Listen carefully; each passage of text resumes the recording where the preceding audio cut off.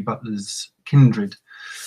So at the beginning of the first lockdown, I began reading the Xenogenesis trilogy, beginning with Dawn, this one here. The second book is called Adult Rights, and the third one is called Imago. Straight after that, I read Parable of the Sower, and whilst impatiently waiting for my copy of Parable of the Talents, I read this collection of short stories, Bloodchild. And I'm going to read Bloodchild to you now. I'm currently reading Wild Seed, which is one of her earliest published novels. That's part of a collection called the Patternist series. I'm looking forward to finishing that. Also, there's actually a really amazing podcast called Octavia's Parables, which is by Adrienne Marie Brown and Toshi Reagan. And it's like a chapter by chapter episodic podcast that takes you through Parable of the Sower and Parable of the Talents, and kind of touches on Parable of the Trickster, which was the book that Octavia didn't write because sadly she passed away before she could get to writing it. Anyway, I love Octavia Butler, and she's really been with me through all of these lockdowns and this whole situation, and I don't know what I would have done without her. So with all of that, I'm going to read you Bloodchild now. So, Bloodchild, while my cat does a shit in the cat litter.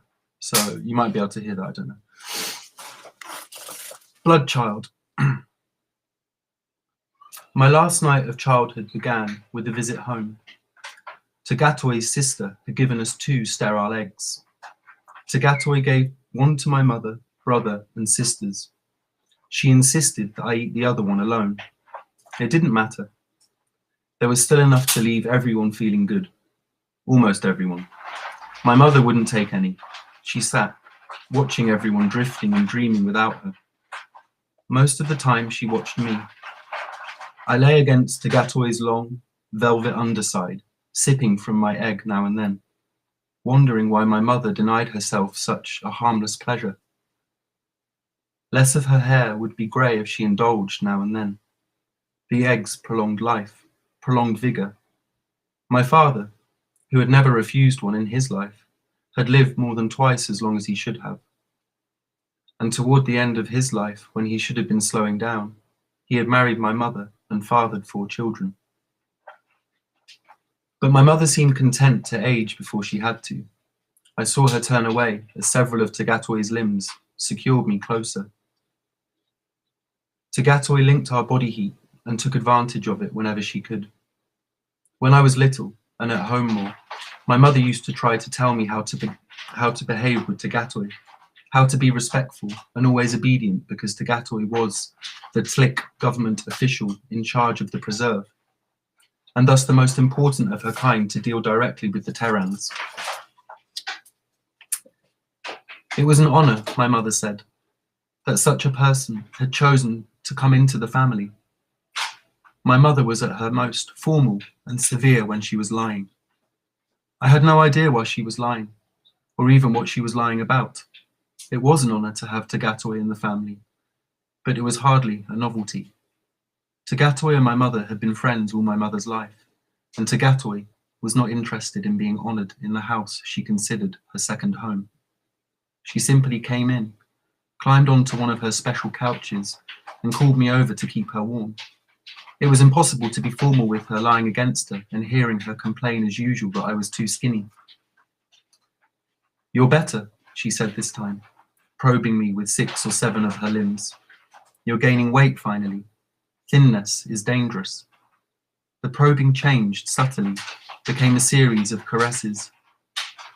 "He's still too thin," my mother said sharply.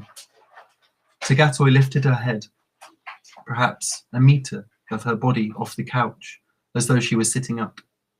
She looked at my mother, and my mother, her face lined and old-looking, turned away. "Leanne, I would like you to have what's left of Gan's egg. The eggs are for the children," my mother said. "They are for the family. Please take it." Unwillingly obedient, my mother took it from me and put it to her mouth. There were only a few drops left in the now shrunken elastic shell, but she squeezed them out, swallowed them, and after a few moments, some of the lines of tension began to smooth from her face. "It's good," she whispered. "Sometimes I forget how good it is." "You should take more," Tagatoi said. "Why are you in such a hurry to be old?" My mother said nothing. "I like being able to come here," Tagatoi said. "This place is a refuge because of you, yet you won't take care of yourself." Tagatoi was hounded on the outside. Her people wanted more of us made available. Only she and her political faction stood between us and the hordes who did not understand why there was a preserve, why any Turan could not be courted, paid, drafted, in some way made available to them. Or they did understand, but in their desperation, they did not care. She parceled us out to the desperate and sold us to the rich and powerful for their political support. Thus we were necessities, status symbols, and an independent people.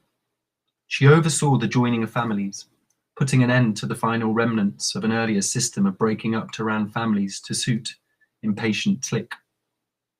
I had lived outside with her. I had seen the desperate eagerness in the way some people looked at me. It was a little frightening to know that only she stood between us and that desperation that could so easily swallow us.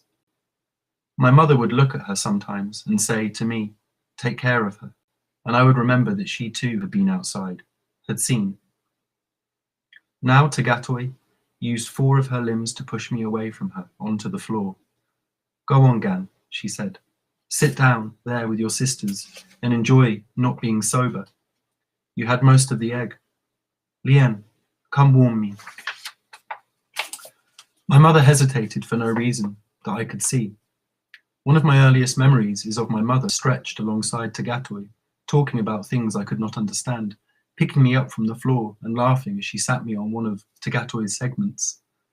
She ate her share of the eggs She ate her share of eggs then. I wondered when she had stopped and why. She lay down now against Tagatoi, and the whole left row of Tagatoi's limbs closed around her, holding her loosely but securely. I had always found it comfortable to lie that way, but except for my older sister, no one else in the family liked it. They said it made them feel caged. Tagatoi meant to cage my mother. Once she moved her tail slightly, then spoke. "Not enough egg, Lien. You should have taken it when it was passed to you. You need it badly now." Tagatoi's tail moved once more, its whip motion so swift I wouldn't have seen it if I hadn't been watching for it. Her sting drew only a single drop of blood from my mother's bare leg. My mother cried out, probably in surprise. Being stung doesn't hurt. Then she sighed and I could see her body relax. She moved languidly into a more comfortable position within the cage of Tagatoi's limbs. "Why did you do that?" she asked, sounding half asleep. "I could not watch you sitting and suffering any longer." My mother managed to move her shoulders in a small shrug. "Tomorrow," she said. "Yes, tomorrow you will resume your suffering, if you must. But just for now, lie here and warm me, and let me ease your way a little." "He's still mine, you know," my mother said suddenly. "Nothing can buy him from me. Sober, she would not have permitted herself to refer to such things. Nothing," Tagatoi agreed, humouring her. "Did you think I would sell him for eggs? For long life? My son?" "Not for anything," Tagatoi said, stroking my mother's shoulders, toying with her long greying hair. I would like to have touched my mother, shared that moment with her. She would take my hand if I touched her now, freed by the egg and the sting. She would smile and perhaps say things long held in.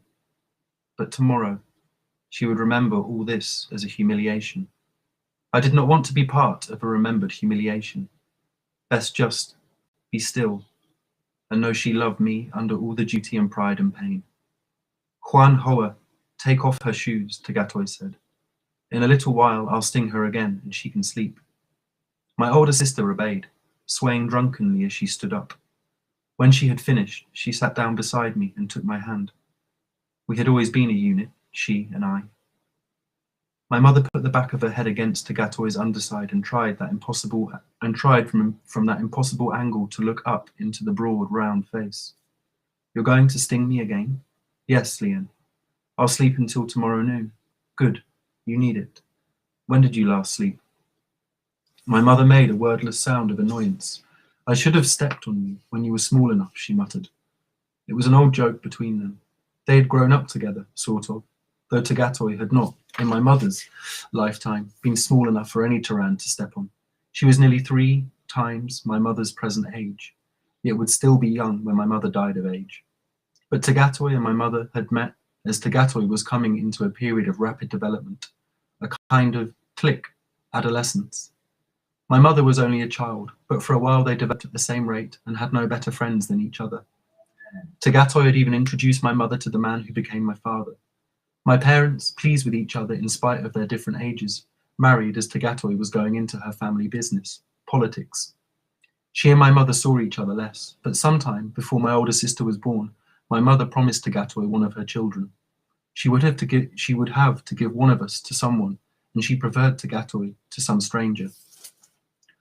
Years passed. Tagatoy travelled and increased her influence. The preserve was hers by the time she came back to my mother's to collect what she probably saw as her just reward for her hard work. My older sister took an instant liking to her and wanted to be chosen. But my mother was just coming to term with me, and Tagatoy liked the idea of choosing an infant and watching and taking part in all the phases of development. I'm told I was first caged within Tagatoy's many limbs only 3 minutes after my birth. A few days later, I was given my first taste of egg. I tell Tyrans when they ask whether I was ever afraid of her. And I tell it to Tlick when Tagatoy suggests a young Tyran child for them, and they, anxious and ignorant, demand an adolescent. Even my brother, who had somehow grown up to fear and distrust the Tlick, could probably have gone smoothly into one of their families if he had been adopted early enough. Sometimes I think for his sake he should have been. I looked at him, stretched out on the floor across the room, his eyes open, but glazed as he dreamed his egg dream. No matter what he felt toward the Tlick, he always demanded his share of egg. Lien, can you stand up? Tagatoy asked suddenly. Stand? My mother said. I thought I was going to sleep. Later. Something sounds wrong outside. The cage was abruptly gone. What? Up, Lien. My mother recognized her tone and got up just in time to avoid being dumped on the floor. Tagatoy whipped her 3 meters of body off her couch toward the door and out at full speed. She had bones, ribs, a long spine, a skull, 4 sets of limb bones per segment. But when she moved that way, twisting, hurling herself into controlled falls, landing, running, she seemed not only boneless, but aquatic. Something swimming through the air as though it were water. I loved watching her move. I left my sister and started to follow her out the door, though I wasn't very steady on my own feet. It would have been better to sit and dream, better yet to find a girl and share a waking dream with her. Back when the Tlick saw us as not much more than convenient, big, warm-blooded animals, they would pen several of us together, male and female, and feed us only eggs. That way they could be sure of getting another generation of us, no matter how we tried to hold out. We were lucky that didn't go on long. A few generations of it, and we would have been little more than convenient big animals. Hold the door open, Gan, Tagatoy said, and tell the family to stay back. What is it? I asked. Tlick. I shrank back against the door. Here? Alone? He was trying to reach a call box, I suppose. She carried the man past me, unconscious, folded like a coat over some of her limbs. He looked young, my brother's age perhaps, and he was thinner than he should have been. What Tagatoy would have called dangerously thin. Gan, go to the call box, she said. She put the man on the floor and began stripping off his clothing. I did not move. After a moment, she looked up at me, her sudden stillness a sign of deep impatience. Send Kui, I told her. I'll stay here. Maybe I can help. She let her limbs begin to move again, lifting the man and pulling his shirt over his head. You don't want to see this, she said. It will be hard. I can't help this man the way his clique could. I know, but Senkui, he won't want to be of any help here. I am at least willing to try. She looked at my brother, older, bigger, stronger, certainly more able to help her here. He was sitting up now, braced against the wall, staring at the man on the floor with undisguised fear and revulsion. Even she could see that he would be useless. Kui, go, she said. He didn't argue. He stood up, swayed briefly, then steadied, frightened, sober. This man's name is Bram Lomas, she told him, reading from the man's armband. I fingered my own armband in sympathy. He needs Tagofkif Tech. Do you hear? Bram Lomas. Tagofkif Tech, my brother said. I'm going. He edged around Lomas and ran out the door. Lomas began to regain consciousness. He only moaned at first and clutched spasmodically at a pair of Tagatoi's limbs. My younger sister, finally awake from her egg dream, came close to look at him until my mother pulled her back. Tagatoi removed the man's shoes, then his pants, all the while leaving him two of her limbs to grip. Except for the final few, all of them were equally dexterous. I want no argument from you this time, Gan, she said. I straightened. What shall I do? Go out and slaughter an animal that is at least half your size. Slaughter. But I've never. She knocked me across the room. Her tail was an efficient weapon, whether she exposed the sting or not. I got up, feeling stupid for having ignored her warning, and went into the kitchen. Maybe I could kill something with a knife or an axe. My mother raised a few Taran animals for the table and several thousand local ones for their fur. Tagatoi would probably prefer something local. An Akti, perhaps. Some of those were the right size, though they had about 3 times as many teeth as I did and a real love of using them. My mother, Hoa, and Kui could kill them with knives. I had never killed one at all. I had never slaughtered any animal. I had spent most of my time with Tagatoi while my brother and sisters were learning the family business. Tagatoi had been right. I should have been the one to go to the call box. At least I could do that. I went to the corner cabinet where my mother kept her large house and garden tools. At the back of the cabinet there was a pipe that carried off water from the kitchen, except that it didn't anymore. My father had rerouted the wastewater below before I was born. Now the pipe could be turned so that one half slid around the other and a rifle could be stored inside. This wasn't our only gun, but it was our most easily accessible one. I would have to use it to shoot one of the biggest of the Akti. Then Tagatoi would probably confiscate it. Firearms were illegal in the preserve. There had been incidents right after the preserve was established. Taran shooting and tlick. This was before the joining of families began, before everyone had a personal stake in keeping the peace. No one had shot a tlick in my lifetime, or my mother's, but the law still stood for our protection, we were told. There were stories of whole Taran families wiped out in Faisal back during the assassinations. I went out to the cages and shot the biggest Akti I could find. It was a handsome breeding male, and my mother would not be pleased to see me bring it in, but it was the right size, and I was in a hurry. I put the Akti's long, warm body over my shoulder, glad that some of the weight I gained was muscle, and took it to the kitchen. There I put the gun back in its hiding place. If Tagatoi noticed the Akti's wound and demanded the gun, I would give it to her. Otherwise, let it stay where my father wanted it. I turned to take the Akti to her, then hesitated. For several seconds, I stood in front of the closed door, wondering why I was suddenly afraid. I knew what was going to happen.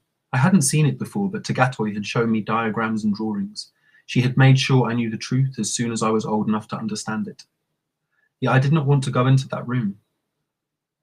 I wasted a little time choosing a knife from the carved wooden box in which my mother kept them. Tagatoi might want one.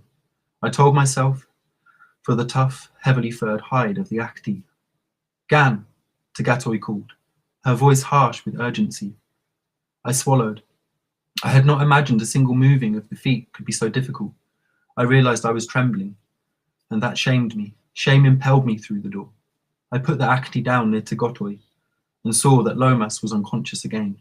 She, Lomas, and I were alone in the room. My mothers and sisters probably sent out so they would not have to watch. I envied them. But my mother came back into the room as Tagatoi seized the Akti.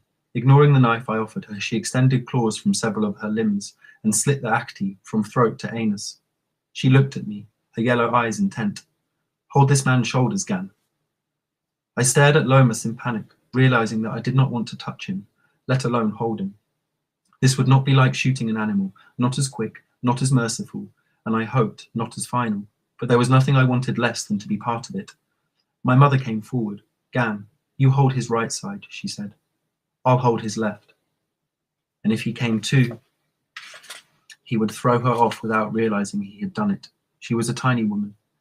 She often wondered aloud how she had produced, as she said, such huge children. Never mind, I told her, taking the man's shoulders. I'll do it. She hovered nearby. Don't worry, I said. I won't shame you. You don't have to stay and watch. She looked at me uncertainly, then touched my face in a rare caress. Finally, she went back to her bedroom. Tagatoi lowered her head in relief. Thank you, Gan, she said with courtesy, more Taran than click. That one. She is always finding new ways for me to make her suffer. Lomas began to groan and make choked sounds. I had hoped he would stay unconscious. Tagatoi put her face near his so that he focused on her. I've stung you as much as I dare for now, she told him. When this is over, I'll sting you to sleep and you won't hurt any more. Please, the man begged. Wait. There's no more time, Bram. I'll sting you as soon as it's over. When Tagokif arrives, she'll give you eggs to help you heal. It will be over soon. Tagokif, the man shouted, straining against my hands. Soon, Bram. Tagatoi glanced at me, then placed a claw against his abdomen slightly to the right of the middle, just below the left rib. There was movement on the right side, tiny, seemingly random pulsations moving his brown flesh, creating a concavity here, a convexity there, over and over until I could see the rhythm of it and knew where the next pulse would be. Lomas's entire body stiffened under Tagatoi's claw, though she merely rested it against him, and she wound the rear section of her body around his legs. He might break my grip, but he would not break hers. He wept helplessly as she used his pants to tie his hands, then pushed his hands above his head so that I could kneel on the cloth between them and pin them in place. She rolled up his shirt and gave it to him to bite down on. And she opened him. His body convulsed with the first cut. He almost tore himself away from me. The sound he made. I had never heard such sounds come from anything human. Tagatoi seemed to pay no attention as she lengthened and deepened the cut, now and then pausing to lick away blood. His blood vessels contracted, reacting to the chemistry of her saliva, and the bleeding slowed. I felt as though I were helping her torture him, helping her consume him. I knew I would vomit soon. I didn't know why I hadn't already. I couldn't possibly last until she was finished. She found the first grub. It was fat and deep red with his blood, both inside and out. It had already eaten its own egg, Case, but apparently had not yet begun to eat its host. At this stage, it would eat any flesh except its mother's. Let alone, it would have gone on excreting the poisons that had both sickened and alerted Lomas. Eventually, it would have begun to eat. By the time it ate its way out of Lomas's flesh, Lomas would be dying, unable to take revenge on the thing that was killing him. There was always a grace period between the time the host sickened and the time the grubs began to eat him. Tagatoi picked up the writhing grub carefully and looked at it, somehow ignoring the terrible groans of the man. Abruptly, the man lost consciousness. Good, Tagatoi looked down at him. I wish you Tarans could do that at will. She felt nothing, and the thing she held, it was limbless and boneless at this stage, perhaps 15 centimeters long, and too thick, blind, and slimy with blood. It was like a large worm. Tagatoi put it into the belly of the Acti, and it began at once to burrow. It would stay there and eat as long as there was anything to eat. Probing through Lomas's flesh, she found two more, one of them smaller and more vigorous, a male, she said, happily. He would be dead before I would. He would be through his metamorphosis and screwing everything that would hold still before his sisters even had limbs. He was the only one to make a serious effort to bite Tagatoi in the Acti. Paler worms oozed to visibility in Lomas's flesh. I closed my eyes. It was worse than finding something dead, rotting, and filled with tiny animal grubs. It was far worse than any drawing or diagram. Ah, there are more, Tagatoy said, plucking out 2 long, thick grubs. You may have to kill another animal, Gan. Everything lives inside you, Terrans.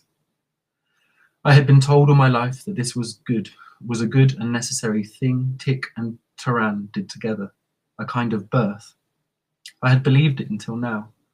I knew birth was painful and bloody, no matter what, but this was something else, something worse, and I wasn't ready to see it. Maybe I never would be. Yet I couldn't not see it. Closing my eyes didn't help. Tagatoy found a grub still eating its egg case. The remains of the case were still wired into a blood vessel by their own little tube or hook or whatever. That was the way the grubs were anchored and the way they fed. They took only blood until they were ready to emerge. Then they ate their stretched elastic egg cases. Then they ate their hosts. Tagatoy bit away the egg case, licked away the blood. Did she like the taste? Did childhood habits die hard, or not die at all? The whole procedure was wrong, alien. I wouldn't have thought anything about her could seem alien to me. 1 more, I think, she said. Perhaps 2. A good family. In a host animal these days, we will be happy to find 1 or 2 alive. She glanced at me. Go outside, Gan, and empty your stomach. Go now while the man is unconscious. I staggered out, barely made it. Beneath the tree just beyond the front door, I vomited until there was nothing left to bring up. Finally, I stood shaking, tears streaming down my face. I did not know why I was crying, but I could not stop. I went further from the house to avoid being seen. Every time I closed my eyes, I saw red worms crawling over redder, human flesh. There was a car coming toward the house. Since Terrans were forbidden motorized vehicles except for certain farm equipment, I knew this must be Loman's Click with Quee, and perhaps a Terran doctor. I wiped my face on my shirt, struggled for control. Gan, Quee called as the car stopped. What happened? He crawled out of the low, round, convenient car door. Another Terran crawled out the other side and went into the house without speaking to me, the doctor. With his help, and with a few eggs, Lomas might make it. To got gift te? I said. The Tlick driver surged out of her car, reared up half her length before me. She was paler and smaller than Tagatoy, probably born from the body of an animal. Tlick from Terran bodies were always larger, as well as more numerous. 6 young, I told her, maybe 7, all alive, at least 1 male. Lomas? She said harshly. I liked her for the question and the concern in her voice when she asked it. The last coherent thing he had said was her name. He's alive, I said. She surged away to the house without another word. She's been sick, my brother said, watching her go. When I called, I could hear people telling her she wasn't well enough to go out even for this. I said nothing. I had extended courtesy to the Tlick. Now I didn't want to talk to anyone. I hoped he would go in. Out of curiosity, if nothing else. Finally found out more than you wanted to know, eh? I looked at him. Don't give me one of her looks, he said. You're not her. You're just her property. One of her looks. Had I picked up even an ability to imitate her expressions? What do you do, puke? He sniffed the air. So now you know what you're in for. I walked away from him. He and I had been close when we were kids. He would let me follow him around when I was home, and sometimes Tagatoy would let me bring him along when she took me into the city. But something had happened when he reached adolescence. I never knew what. He began keeping out of Tagatoy's way. Then he began running away, until he realized there was no away, not in the preserve, certainly not outside. After that, he concentrated on getting his share of every egg that came into the house, and on looking out for me in a way that made me all but hate him.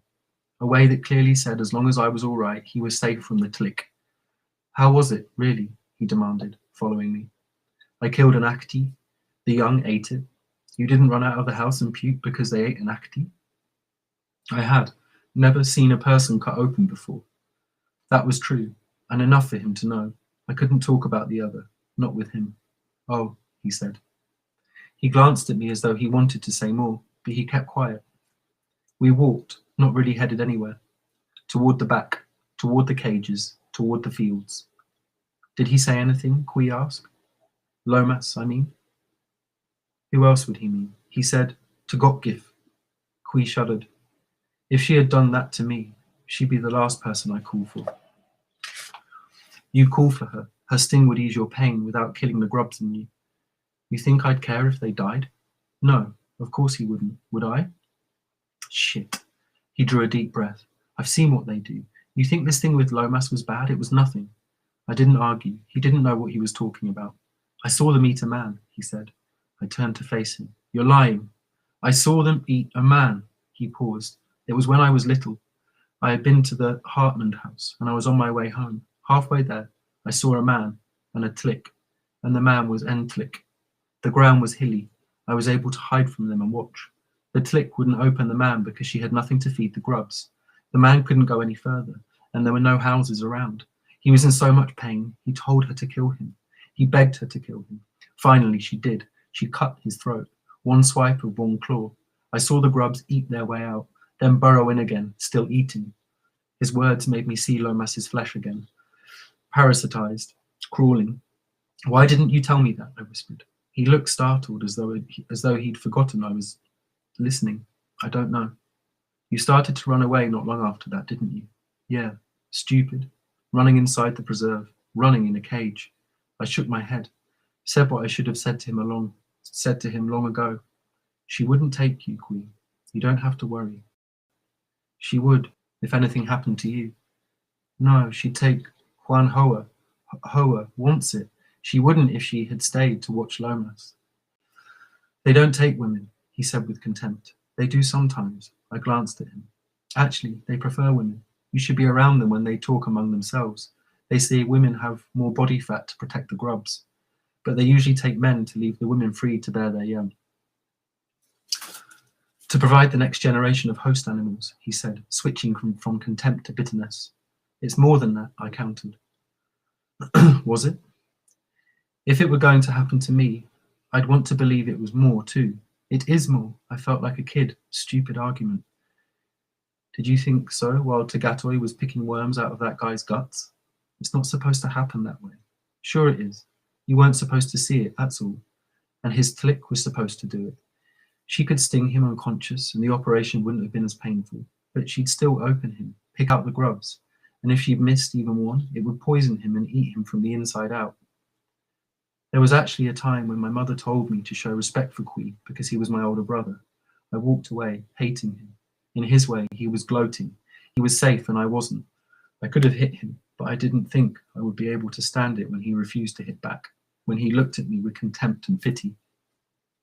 He wouldn't let me get away. Longer-legged, he swung ahead of me and made me feel as though I were following him. I'm sorry, he said. I strode on, sick and furious. Look, it probably won't be that bad with you. Tagatoi likes you. She'll be careful. I turned back toward the house, almost running. Has she done it to you yet? He asked, keeping up easily. I mean, you're about the right age for implantation. Has she? I hit him. I didn't know I was going to do it, but I think I meant to kill him. If he hadn't been bigger and stronger, I think I would have. He tried to hold me off, but in the end, had to defend himself. He only hit me a couple of times. That was plenty. I don't remember going down, but when I came to, he was gone. It was worth the pain to be rid of him. I got up and walked slowly toward the house. The back was dark. No one was in the kitchen. My mother and sisters were sleeping in their bedrooms, or pretending to. Once I was in the kitchen, I could hear voices, Tlick and Taran from the next room. I couldn't make out what they were saying.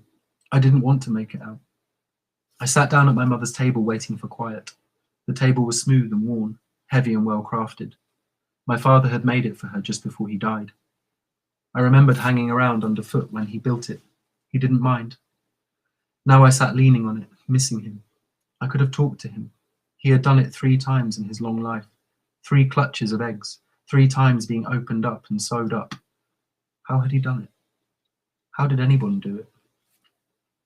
I got up, took the rifle from its hiding place, and sat down again with it. It needed cleaning, oiling. All I did was load it.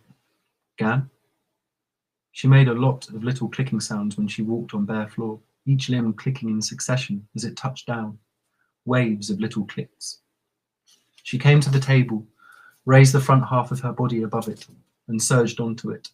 Sometimes she moved so smoothly she seemed to flow like water itself. She coiled herself into a small hill in the middle of the table and looked at me. That was bad, she said softly. You should not have seen it. It need not be that way. I know. To Gotgif, Chi to Gotgif now. She will die of her disease. She will not live to raise her children, but her sister will provide for them, and for Bram Lomas. Sterile sister. One fertile female in every lot, one to keep the family going. That sister owed Lomas more than she could ever repay. He'll live then? Yes. I wonder if he would do it again. No one would ask him to do that again. I looked into the yellow eyes, wondering how much I saw and understood there, and how much I only imagined. No one ever asks us, I said. You never asked me. She moved her head slightly. What's the matter with your face? Nothing. Nothing important. Human eyes probably wouldn't have noticed the swelling in the darkness. The only light was from one of the moons, shining through a window across the room. Did you use the rifle to shoot the Akati? Yes. And did you mean to use it to shoot me? I stared at her, outlined in the moonlight, coiled, graceful body.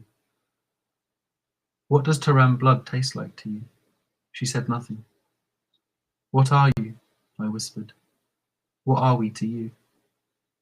She lay still, rested her head on her topmost coil.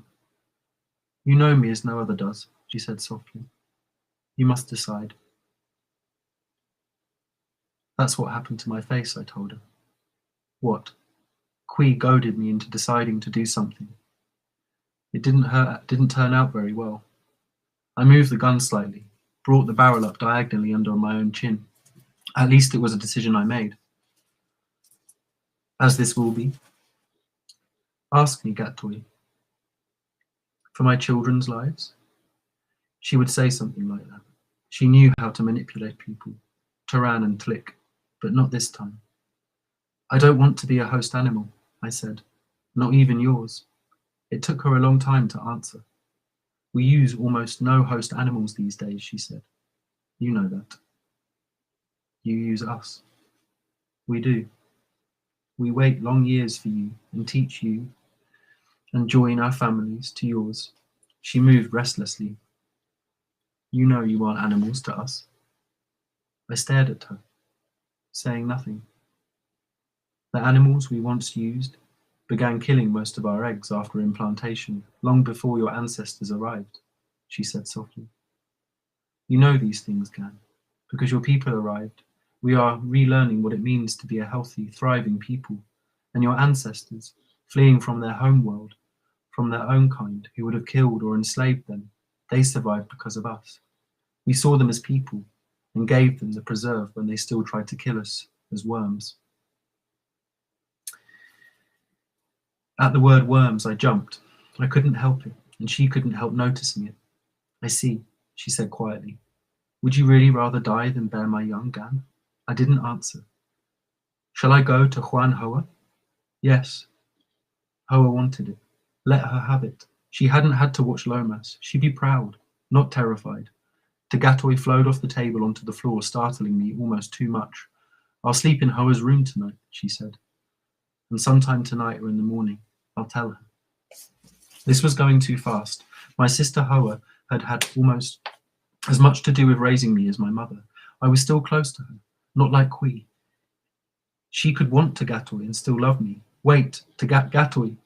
She looked back, then raised nearly half her length off the floor and turned to face me. These are adult things, Gan. This is my life, my family, that she's my sister. I have done what you demanded. I have asked you, but it will be easier for her. She has always expected to carry other lives inside her. Human lives, human young, who should someday drink at her breasts, not at her veins. I shook my head. Don't do it to her, Gatoi. I was not Qui. It seemed I could become him, though, with no effort at all. I could make Juan Hoa my shield. Would it be easier to know that red worms were growing in her flesh instead of mine? Don't do it to Hoa, I repeated. She stared at me utterly still. I looked away, then back at her. Do it to me. I lowered the gun from my throat and she leaned forward to take it. No, I told her. It's the law, she said. Leave it for the family. One of them might use it to save my life someday. She grasped the rifle barrel, but I wouldn't let go. I was pulled into a standing position over her. Leave it here, I repeated. If we're not your animals, if these are adult things, accept the risk. There is risk, Gatoy, in dealing with a partner. It was clearly hard for her to let go of the rifle. A shudder went through her, and she made a hissing sound of distress. It occurred to me that she was afraid. She was old enough to have seen what guns could do to people. Now her young and this gun would be together in the same house. She did not know about the other guns. In this dispute, they did not matter. I will implant the first egg tonight, she said, as I put the gun away. Do you hear, Gan? Why else had I been given a whole egg to eat while the rest of the family was left to share one? Why else had my mother kept looking at me as though I were going away from her, going where she could not follow? Did Gatoy imagine I hadn't known? I hear. Now. I let her push me out of the kitchen, then walked ahead of her toward my bedroom. The sudden urgency in her voice sounded real. You would have done it to Hoa tonight? I accused. I must do it to someone tonight. I stopped in spite of her urgency and stood in her way. Don't you care who? She flowed around me and into my bedroom. I found her waiting on the couch we shared. There was nothing in Hoa's room that she could have used. She was on the floor. The thought of her doing it to Hoa at all disturbed me in a different way now, and I was suddenly angry.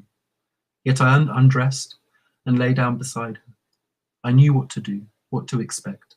I had been told all my life. I felt the familiar sting, narcotic, mildly pleasant, then the blind probing of her ovipositor. The puncture was painless, easy, so easy going in. She undulated slowly against me, her muscles forcing the egg from her body into mine. I held on to a pair of her limbs until I remembered Lomas holding her that way.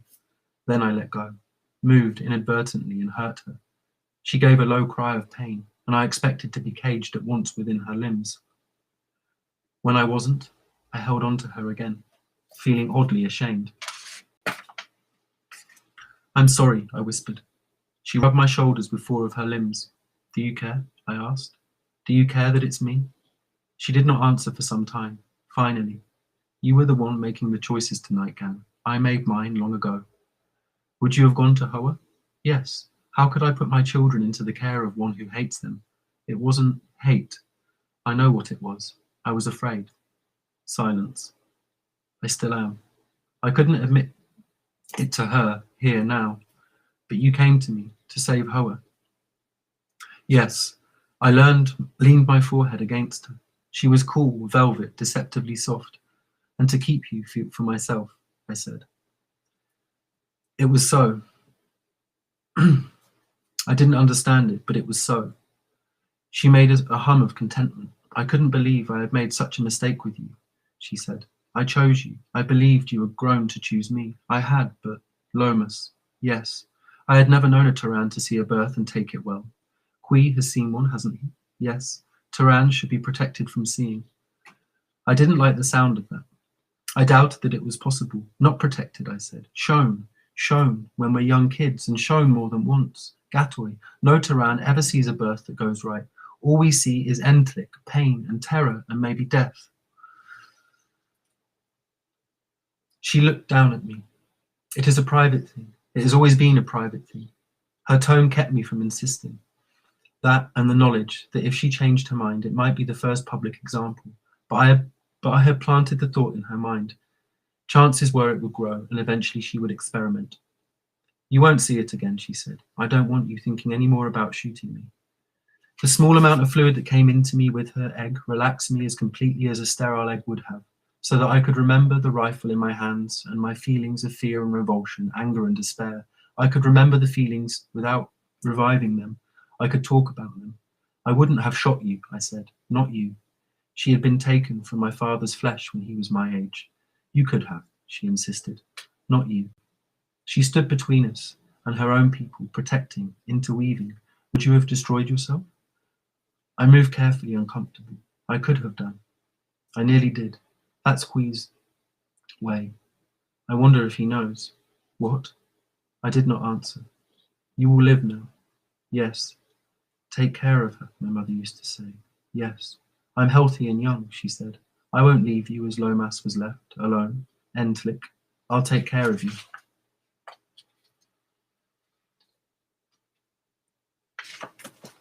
And that's the end of Bloodchild by Octavia E. Butler. Just on time. Thank you so much for listening. And I really enjoyed reading that. I should have a drink of tea. Thank you so much, Horse Hospital, Weird Winter Fair. Sorry that my background wasn't weirder and more wintry. Letizia said it looks like I'm in a cupboard that I found on Gumtree. Sorry about that.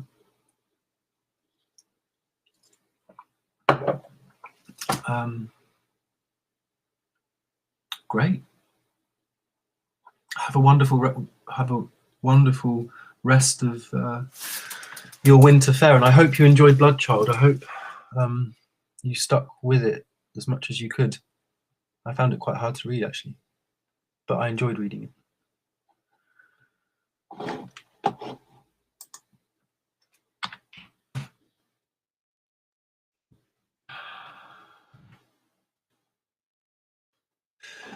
Okay, bye everybody.